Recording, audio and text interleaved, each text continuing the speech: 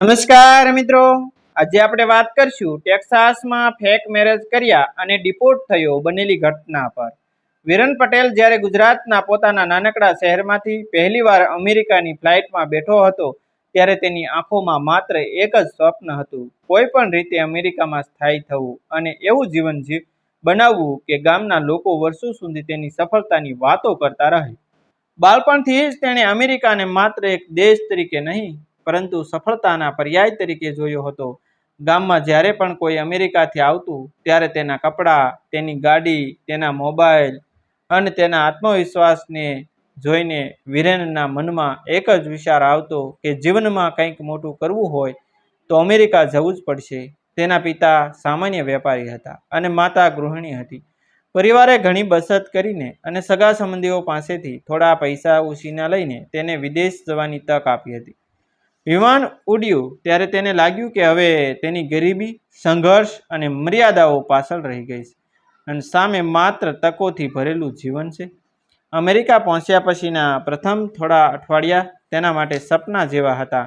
ઊંચી ઇમારતો, વિશાળ રસ્તાઓ, અલગ પ્રકારના લોકો અને ઝડપથી દોડતું જીવન તેને મંત્રમુગ્ધ કરી દેતું હતું। પરંતુ થોડા જ સમયમાં તેને સમજાઈ ગયું કે અમેરિકાનું જીવન બહારથી દેખાતું એટલું સરળ નથી। સવારે વહેલી નોકરી પર જવું, લાંબા કલાકો સુધી કામ કરવું, ભાડું ચૂકવવું, ખાવા પીવાની વ્યવસ્થા કરવી અને દરેક ડોલરનો હિસાબ રાખવો, આ બધું મળીને તેની કલ્પનાઓથી બિલકુલ અલગ દુનિયા હતી। તે દિવસ દરમિયાન સ્ટોરોમાં કામ કરતો અને સાંજે વધારાના કલાકો માટે બીજી નોકરી શોધવાનો પ્રયાસ કરતો। મહિનાના અંતે ભાડું, કારની ચૂકવણી અને અન્ય ખર્ચ બાદ બચતા થોડાક ડોલર તેને યાદ આવતા કે અમેરિકામાં માત્ર હાજર રહેવું અને અમેરિકામાં સફળ થવું એ બંને અલગ બાબતો છે। સમય પસાર થતો ગયો અને વિરેન ધીમે ધીમે આ જીવનમાં ગોઠવાતો ગયો। તેણે થોડા મિત્રો બનાવ્યા, સ્થાનિક ગુજરાતી સમાજ સાથે ઓળખાણ વધારી અને પરિવારને ફોન કરીને કહેતો કે બધું સારું ચાલી રહ્યું છે। હકીકતમાં ઘણી બાબતો સારી નહોતી, પરંતુ પોતાના માતા પિતાને ચિંતા ન થાય તે માટે તે હંમેશા હસતા હસતા વાત કરતો। ઘરે તેના લગ્નની ચર્ચાઓ શરૂ થઈ ગઈ હતી। સગાઓને લાગતું હતું કે હવે વિરેન અમેરિકા ગયો છે એટલે થોડા વર્ષોમાં કરોડો રૂપિયા કમાઈને પાછો આવશે અથવા પરિવારને પણ ત્યાં બોલાવી લેશે। દરેક ફોન કોલમાં કોઈને કોઈ પૂછતું, ગ્રીન કાર્ડ ક્યારે મળશે અથવા હવે તો તું ત્યાં સેટ થઈ ગયો હશે ને। શરૂઆતમાં તે હસીને વાત ટાળી દેતો, પરંતુ અંદરથી આ પ્રશ્ન તેને દબાણમાં મૂકી દેતા। એક સાંજે કામ પરથી પાછો ફર્યા પછી તે પોતાના મિત્રની સાથે એક એપાર્ટમેન્ટમાં બેઠો હતો। વાતચીત દરમિયાન ઇમિગ્રેશન અને ગ્રીન કાર્ડની ચર્ચા શરૂ થઈ। કોઈએ કહ્યું કે કાનૂની પ્રક્રિયા લાંબી છે, કોઈએ કહ્યું કે કંપની સ્પોન્સર કરે તો વર્ષો લાગી શકે અને કોઈએ કહ્યું કે ઘણા લોકો અન્ય રસ્તા પણ અપનાવે છે। તે જ સમયે તેના એક મિત્રએ ધીમા અવાજે કહ્યું કે ઘણા લોકો નકલી લગ્ન કર્યા દ્વારા ગ્રીન કાર્ડ મેળવી લે છે અને પછી થોડા વર્ષો બાદ પોતપોતાના રસ્તે નીકળી જાય છે। વિરેને તરત જ તે વિચારને નકારી કાઢ્યો। તેને લાગ્યું કે આ ગેરકાયદેસર છે અને તે ક્યારેય આવું નહીં કરે। પરંતુ તે રાત્રે ઘરે જઈને જ્યારે તેણે પોતાની વિઝાની બાકી રહેલી મુદત ગણતરી કરી ત્યારે તેના મનમાં પહેલીવાર ડર પ્રવેશ્યો। જો કાનૂની રીતે ગ્રીન કાર્ડ મેળવવાનો રસ્તો ન મળે તો શું કરવું? શું પાછા ભારત જવું? શું પરિવારના સપનાઓ તોડી નાખવા? શું વર્ષોની મહેનત વ્યર્થ જવા દેવી? આ પ્રશ્ન ધીમે ધીમે તેના જીવનનો ભાગ બની ગયા। દિવસ દરમિયાન કામ અને રાત્રે ભવિષ્યની ચિંતા। તેને લાગવા લાગ્યું કે સમય તેના હાથમાંથી સરકી રહ્યો હતો। કેટલાક મિત્રો અમેરિકામાં વર્ષોથી રહેતા હતા અને તેમની પાસે સ્થિર જીવન હતું। તેઓ ઘર ખરીદી રહ્યા હતા, બિઝનેસ શરૂ કરી રહ્યા હતા અને પરિવારને અહીં બોલાવી રહ્યા હતા। વિરેનને લાગતું હતું કે તે દોડમાં પાછળ રહી ગયો છે। તે સમયે ફરી એકવાર તેના મિત્રએ નકલી લગ્નનો મુદ્દો ઉઠાવ્યો। આ વખતે વાત માત્ર વિચાર સુધી સીમિત નહોતી। મિત્રએ કહ્યું કે કેટલાક લોકો આખી પ્રક્રિયા સંભાળે છે, દસ્તાવેજો તૈયાર કરાવે છે અને ઇન્ટરવ્યૂ માટે તાલીમ પણ આપે છે। શરૂઆતમાં વિરેને ફરી ઇનકાર કર્યો, પરંતુ આ વખતે તેના ઇનકારમાં પહેલાંની જેવી મજબૂતી નહોતી। થોડા અઠવાડિયા પછી તેની મુલાકાત એવા વ્યક્તિ સાથે કરાવવામાં આવી જે પોતાને ઇમિગ્રેશન સલાહકાર કહેતો હતો। તેણે ખૂબ આત્મવિશ્વાસ સાથે કહ્યું કે આ પ્રક્રિયા વર્ષોથી ચાલી રહી છે અને જો યોગ્ય રીતે કરવામાં આવે તો કોઈ સમસ્યા થતી નથી. તેણે ઉદાહરણો આપ્યા, સફળતાની કહાનીઓ કહી અને એવું વાતાવરણ ઊભું કર્યું કે જાણે આ માત્ર એક સામાન્ય વ્યવહાર હોય. વિરેનને પહેલીવાર લાગ્યું કે કદાચ આ ખરેખર શક્ય છે. સલાહકારે કહ્યું કે લગ્ન માટે એક અમેરિકન નાગરિક યુવતી તૈયાર છે અને તેના બદલામાં મોટી રકમ ચૂકવવી પડશે. રકમ સાંભળીને વિરેન ચોંકી ગયો, પરંતુ તેને સમજાવવામાં આવ્યું કે આ રકમ તેના ભવિષ્યમાં કરેલા રોકાણ જેવી છે. જો ગ્રીન કાર્ડ મળી જશે તો આ પૈસા થોડા વર્ષોમાં પાછા આવી જશે. આ નિર્ણય લેવાની રાત વિરેન માટે સૌથી મુશ્કેલ હતી. તેણે પોતાના રૂમમાં એકલો બેસીને કલાકો સુધી વિચાર કર્યો. એક તરફ કાયદો, નૈતિકતા અને જોખમ હતું અને બીજી તરફ અમેરિકામાં રહેવાનું સ્વપ્ન હતું. આખરે તેણે પોતાને સમજાવ્યું કે તે કોઈને નુકસાન પહોંચાડી રહ્યો નથી, માત્ર પોતાની પરિસ્થિતિ સુધારવા માટે એક રસ્તો અપનાવી રહ્યો છે. માણસ ઘણીવાર ખોટા નિર્ણય લેતા પહેલાં પોતાને સાચા કારણો આપી દે છે અને વિરેન પણ એ જ કરી રહ્યો હતો. બીજા દિવસે તેણે સલાહકારને ફોન કરીને પોતાની સંમતિ આપી દીધી. તે પછીની પ્રક્રિયા તેને ફિલ્મ જેવી લાગતી હતી. બંનેના ફોટોગ્રાફ્સ લેવામાં આવ્યા, સાથે ફરવાના નાટકીય પ્રસંગો બનાવવામાં આવ્યા, કાગળો તૈયાર થયા અને દંપતી જેવી દેખાય તે માટે દરેક વિગતો પર કામ થયું. તેને સમજાવવામાં આવ્યું કે કઈ તારીખ યાદ રાખવી, કઈ રેસ્ટોરન્ટનું નામ બોલવું, પ્રથમ મુલાકાત ક્યાં થઈ હતી તે કેવી રીતે કહેવું અને કયા પ્રકારના જવાબ આપવા. વિરેનને આશ્ચર્ય થતું હતું કે લોકો આ કામ કેટલા વ્યવસાયિક રીતે કરતા હતા. તેને વારંવાર કહેવામાં આવતું હતું કે ગભરાવાનું નહીં. હજારો લોકો આ રીતે સફળ થયા છે અને તે પણ સફળ થશે. લગ્નનો દિવસ આવ્યો ત્યારે બધું સામાન્ય દેખાતું હતું, પરંતુ અંદરથી બધું અસામાન્ય હતું. તસવીરો લેવામાં આવી, થોડા લોકો હાજર રહ્યા અને કાયદાકીય પ્રક્રિયા પૂર્ણ થઈ. બહારથી જોનારને તે એક સામાન્ય લગ્ન સમારોહ લાગ્યો હતો, પરંતુ વિરેન જાણતો હતો કે આ સંબંધોમાં લાગણી નહોતી, વિશ્વાસ નહોતો અને ભવિષ્ય નહોતું. આ માત્ર એક સોદો હતો. છતાં પણ જ્યારે તે સાંજે ઘરે પાછો ફર્યો ત્યારે તેણે પહેલીવાર ઘણા મહિનાઓ પછી હળવાશ અનુભવી. તેને લાગ્યું કે હવે બધું સરળ થઈ જશે. આગામી મહિનાઓમાં તેણે અને તેની કાગળ પરની પત્નીએ ઘણીવાર સાથે સમય પસાર કરવાનું નાટક કર્યું. તેઓ સાથે ફોટા પાડતા, કેટલીક જગ્યાઓ પર સાથે જતા, સોશિયલ મીડિયા પર કેટલીક પોસ્ટ પણ મૂકતા. દરેક નાની બાબત પાછળ એક જ હેતુ હતો કે સંબંધ સાચો દેખાવો જોઈએ. વિરેન ધીમે ધીમે આ દુનિયામાં એટલો અંદર સુધી પ્રવેશી ગયો કે ઘણીવાર તેને પોતાના જ સમજાતું નહોતું કે તે કઈ હદ સુધી આગળ આવી ગયો છે. શરૂઆતમાં જે બાબત તેને ખોટી લાગતી હતી તે હવે તેને સામાન્ય લાગવા લાગી હતી. અને જ્યારે ઇમિગ્રેશન ઇન્ટરવ્યૂની તારીખ આવી ત્યારે તેના જીવનમાં ફરી એકવાર ચિંતા પાછી આવી. છેલ્લા કેટલાક અઠવાડિયાથી તે દરરોજ જવાબો યાદ કરતો હતો. સવારના નાસ્તામાં શું ખાય છે, ઘરમાં કોણ કઈ બાજુ સૂવે છે, પહેલી મુલાકાત ક્યારે થઈ હતી, મનપસંદ ફિલ્મ કઈ છે, રવિવાર કેવી રીતે પસાર કરે છે. આવા સેંકડો પ્રશ્નોના જવાબો તૈયાર કરવામાં આવ્યા. તેને વારંવાર કહેવામાં આવ્યું હતું કે આત્મવિશ્વાસ સૌથી મહત્વનો છે. જો જવાબોમાં વિશ્વાસ દેખાશે તો અધિકારીઓ શંકા નહીં કરે. ઇન્ટરવ્યૂના દિવસે તે બિલ્ડિંગની બહાર ઊભો હતો ત્યારે તેના હાથમાં પરસેવો વળી રહ્યો હતો. તેણે પોતાના જીવનમાં ઘણા નિર્ણયો લીધા હતા, પરંતુ કદાચ આ નિર્ણય સૌથી ભારે હતો. અંદર પ્રવેશતા પહેલાં તેણે પોતાને કહ્યું કે હવે પાછા ફરવાનો કોઈ રસ્તો નથી. તે જે રસ્તે ચાલવાનું શરૂ કરી ચૂક્યો હતો તે રસ્તો હવે તેને અંત સુધી લઈ જવાનો હતો. તેણે ઊંડો શ્વાસ લીધો, દરવાજો ખોલ્યો અને અંદર પ્રવેશ કર્યો. તેને ખબર નહોતી કે આ ક્ષણ માત્ર એક ઇન્ટરવ્યૂની શરૂઆત નહોતી. ઇન્ટરવ્યૂના દિવસે શરૂઆતમાં બધું સામાન્ય લાગતું હતું. અધિકારીએ સ્મિથ સાથે દસ્તાવેજો જોયા, થોડા સામાન્ય પ્રશ્ન પૂછ્યા અને પછી અચાનક બંનેને અલગ અલગ રૂમમાં બેસાડવાનો નિર્ણય કર્યો. વિરેનના હૃદયના ધબકારા વધી ગયા. તાલીમ દરમિયાન તેને કહેવામાં આવ્યું હતું કે આવું ઘણી વખત થાય છે. અને ગભરાવાની જરૂર નથી. પરંતુ જ્યારે દરવાજો બંધ થયો અને સામે અધિકારી ફાઇલ ખોલીને બેઠા, ત્યારે તેને પહેલીવાર સમજાયું કે કાગળ પર યાદ કરેલા જવાબો અને વાસ્તવિક પૂછપરછ વચ્ચે ઘણો ફરક હોય છે. શરૂઆતના પ્રશ્નો સરળ હતા. પહેલીથી મુલાકાત ક્યાં થઈ હતી? લગ્નનો પ્રસ્તાવ કોણે મૂક્યો હતો? ઘરમાં કોણ રસોઈ બનાવે છે? બંનેને કયો ખોરાક પસંદ છે? વિરન આત્મવિશ્વાસ સાથે જવાબ આપતો રહ્યો.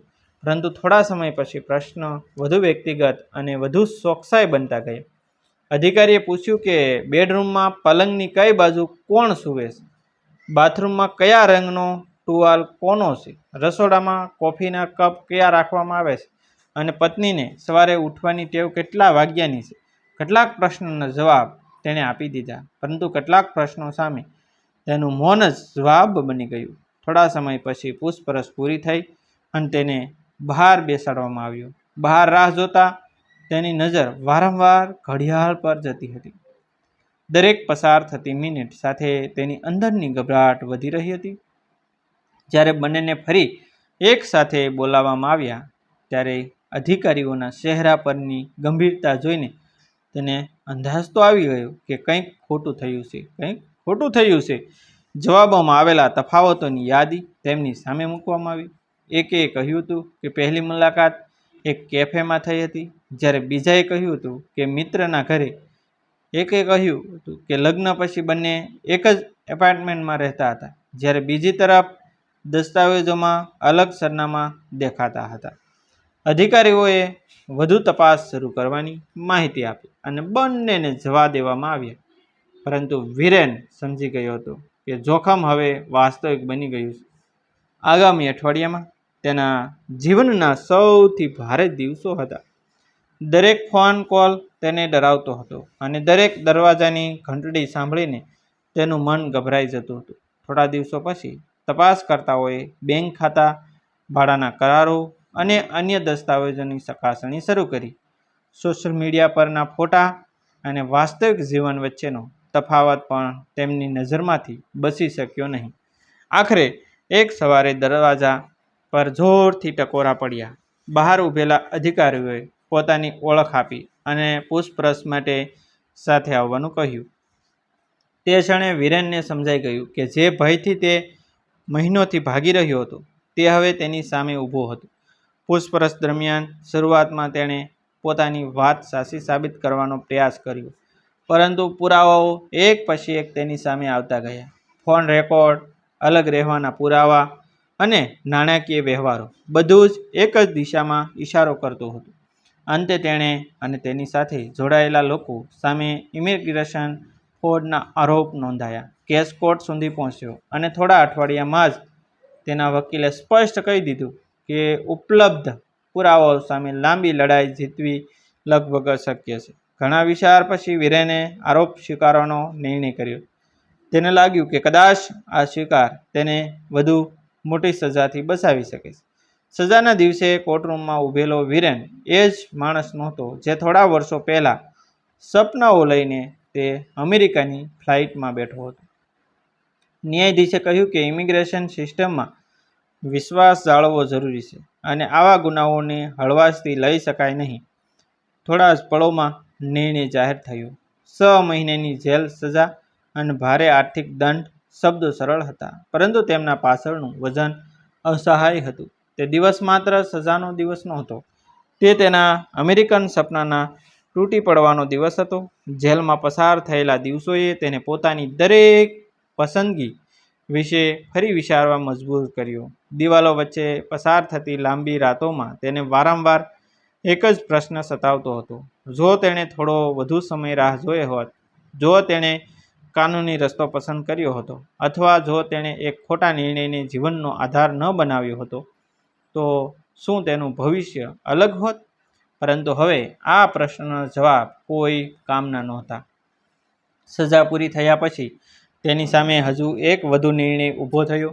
તે નિર્ણય તેના જીવનને ફરી એકવાર સંપૂર્ણ રીતે બદલાવાનો હતો. 6 મહિનાની સજા પૂર્ણ થયા પછી વિરેનને લાગ્યું હતું કે કદાચ હવે સૌથી ખરાબ સમય પાછળ રહી ગયો છે, પરંતુ હકીકતમાં તેની સામે જીવનનો સૌથી કઠિન નિર્ણય હજુ બાકી હતો. જેલમાંથી બહાર નીકળ્યા પછી તેને સીધા ડિટેન્શન સેન્ટરમાં ખસેડવામાં આવ્યું, જ્યાં તેને જાણ કરવામાં આવી કે તેની સામે ડિપોર્ટેશનની કાર્યવાહી શરૂ થઈ ગઈ છે. કોર્ટમાં થયેલી સજાએ માત્ર તેની ભૂલને સજા આપી હતી, પરંતુ હવે ઇમિગ્રેશન સિસ્ટમ તેના અમેરિકામાં રહેવાના અધિકાર વિશે નિર્ણય લેવાની હતી. ડિટેન્શન સેન્ટરની દિવાલો જેલથી અલગ હતી, પરંતુ અંદરની લાગણીઓ લગભગ એક જેવી જ હતી.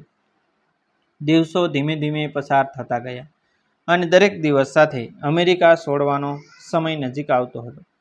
તે પોતાના પરિવાર સાથે મર્યાદિત સમય માટે ફોન પર વાત કરી શકતો હતો, પરંતુ ઘણી વખત તેની પાસે શબ્દો જ નહોતા રહેતા. વર્ષો સુધી તેણે પરિવારને પોતાની સફળતાની વાતો કરી હતી, પરંતુ હવે તેને પોતાના માતા પિતાને કહેવું પડતું હતું કે તે ટૂંક સમયમાં ડિપોર્ટ થઈને ઘરે પાછો ફરવાનો છે. જ્યારે ડિપોર્ટેશનનો અંતિમ આદેશ આવ્યો ત્યારે વિરેન ઘણા સમય સુધી મૌન રહ્યો.